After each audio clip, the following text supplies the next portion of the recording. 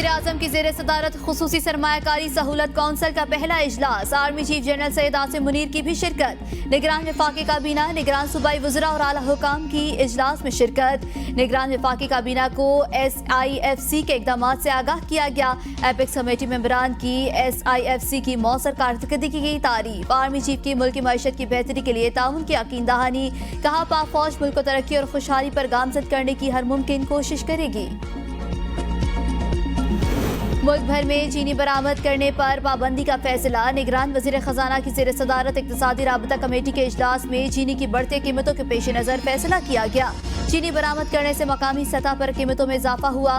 मुख्तलिफ शहरों में चीनी की कीमत 170 रुपए फी किलो तक पहुँच गई। मौजूदा माली साल के दौरान 5542 टन चीनी बरामद की गई।